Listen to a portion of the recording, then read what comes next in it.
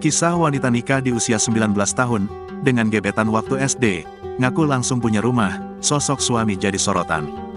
Beredar di media sosial sebuah video kisah wanita menikah muda di usia 19 tahun ngaku langsung punya rumah. Kisah menjadi sorotan warganet, pasalnya ia mengaku setelah menikah mereka langsung memiliki rumah dan sukses membangun bisnis. Ia mengaku kisah suksesnya tersebut tak lepas dari kerja keras suaminya yang telah dirintis sejak duduk di bangku sekolah.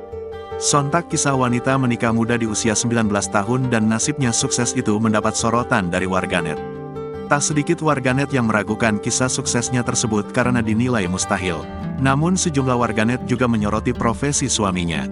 Kisahnya itu viral dibagikan akun TikTok pribadinya Keong Andini Atmaja dan diunggah ulang akun Instagram @foxshade, Selasa, tanggal 26 Maret tahun 2024. Dalam video tersebut, wanita muda tersebut menceritakan kisahnya mulanya menikah muda dengan suaminya. Ia mengaku mereka menikah muda di usia 19 tahun. Setelah menikah, ia mengaku dirinya dan suami langsung mempunyai rumah. Lalu, ia menceritakan bahwa dia dan suami awalnya sudah menjalin hubungan sejak mereka di usia 14 tahun. Ia mengaku dirinya dan suami sudah saling mengagumi satu sama lain sejak duduk di bangku SD.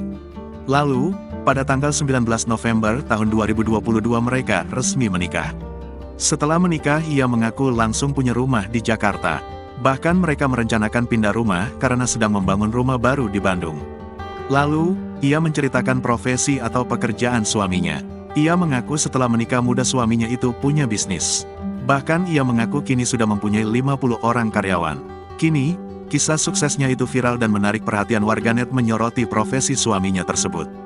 Bahkan ia mengaku kini sudah mempunyai 50 orang karyawan. Kini, kisah suksesnya itu viral dan menarik perhatian warganet menyoroti profesi suaminya tersebut.